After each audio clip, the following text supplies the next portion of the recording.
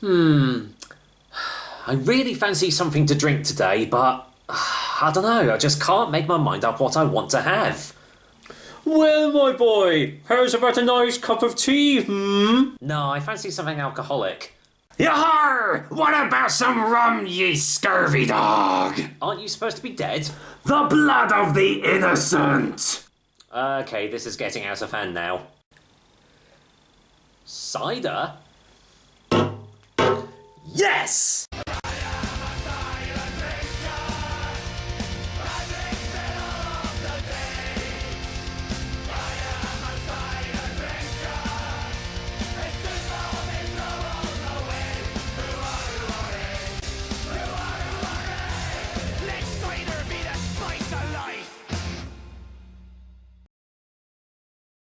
Hello there, ladies and gentlemen, and welcome once again to another episode of The Cider Drinker. And today we are actually doing, well, sort of a cider that I've already done before. I'll explain in a little bit, but today I'm trying one of 3 canned ciders that I purchased from a little bottle shop while I was doing a market over in Saffron Walden, and they happen to have 3 of Nightingale Cider's canned range in stock. So today I am trying a can of their Falstaff Bramley. I really did like that. Cider? Yes, of course. So, why do I say I've had this one before already? Well, I technically have, but under Nightingale's old name, Gibbet Oak. So if you want to check out my review of that one, it came in a 500ml bottle, and I'll put a card up on the top of the screen, so you can go and check that out. But why am I doing this again? Well, because obviously it's a brand name change, it's a total brand overhaul, and so technically I sort of classify this as, well, sort of a new cider. It might not be, it might still be exactly the same, but I know the rating I gave it when it was under Gibbet Oaks, so it'll be interesting to see how it's changed. Now, obviously, the first big change is it comes in 440ml cans instead of 500ml bottles, and I do believe the ABV is different as well. I believe the last one was 6.5 and this one is 5.5.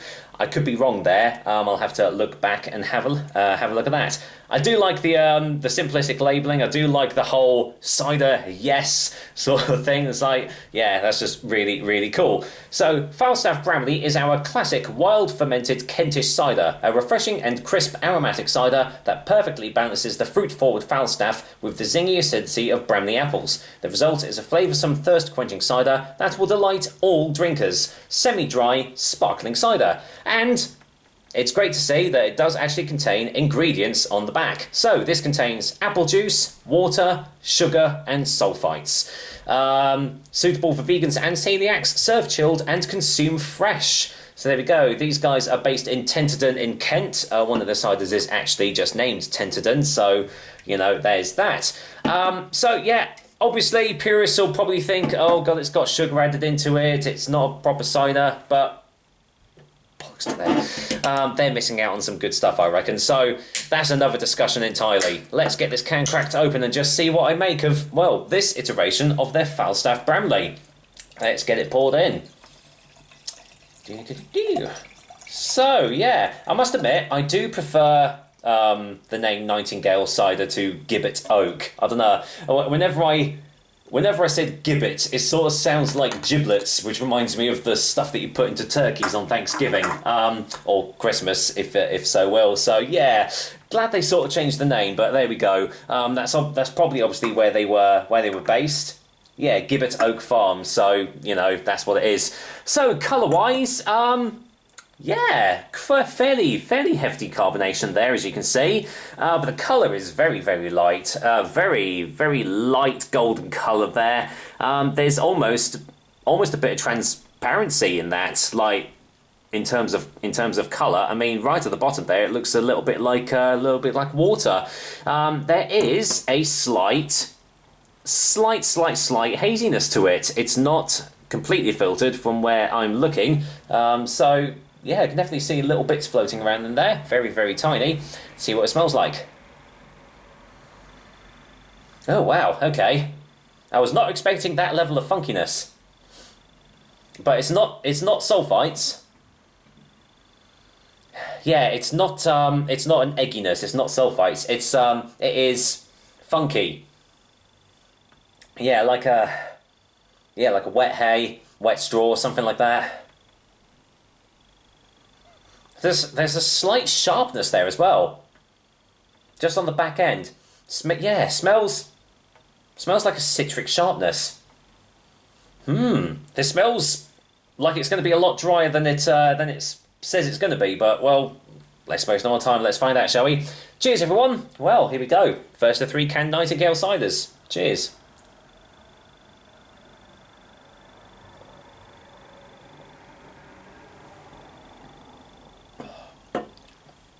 Yeah, there's that acidity. Dry, but not mouth-puckeringly so. Okay.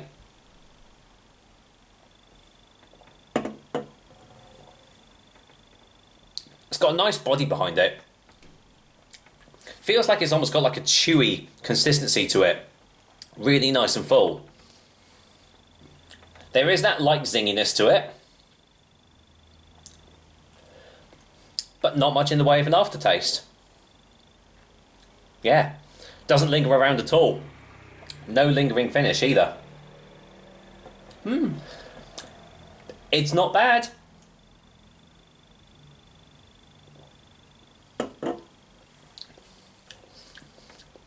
But you know what? Trying this again, it's conjuring up memories of when I had it when I was at Gibbet Oak. Very, very similar tastes. In fact, pretty much identical. Which I kind of had a feeling going into this that if, despite the brand name change, they might not change, change the cider that goes into it. I have a feeling that this isn't the case. Because remember getting a light acidity right on the initial taste. The dryness comes through all throughout. Not much in the way of fruitiness from the Falstaff apples again. More about the acidity from the Bramleys here.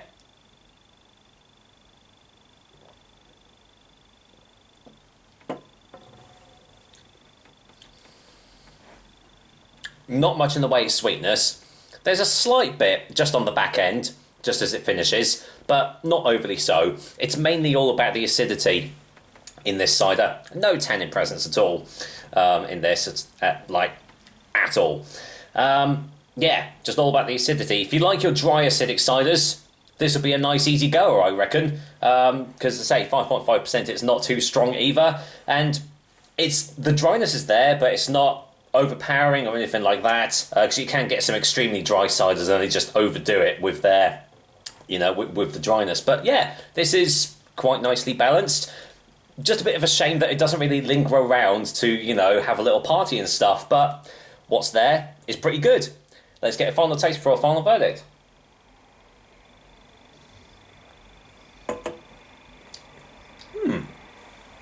Yeah, a nice easy goer. Quite thirst quenching, I would say. And it's thirst quenching, but also a little bit of a palate cleanser. With the acidity from the Bramley apples and just the dry, clean taste that you get from it, it's quite good probably after having like a heavy meal and everything, or just to cleanse yourself if you're going to have a few more drinks. This would be quite a good one to try. Just no real aftertaste. Does let it down a little bit, no lingering finish or anything like that. So it's one of those that's got to keep on drinking and drinking in order to, get the full effect from it. But the flavours that are there are pretty good. So, for a final verdict, I'm going to go and give Nightingale Ciders Falstaff and Bramley the exact same I gave it when it was at Gibbet Oak, a 6 out of 10. So I suppose if you've got this far into the video, you don't really need to go and watch the Gibbet Oak one because it's pretty much exactly the same, as I sort of thought it was going to. But there we go, at least it shows they are consistent with their ciders and the flavours and stuff haven't changed since the brand, the rebranding and stuff, so, props to Nightingale for doing that. I have got 2 more of their canned range to try, so I'm looking forward to doing them in the future. But for now, that's another episode of the Cider Drink for you guys. I hope you liked it, and as usual I'll be back with another delicious and tasty cider soon. Until then, well, you know me, I like my ciders, and this is going to go down a treat. Take care, until next time.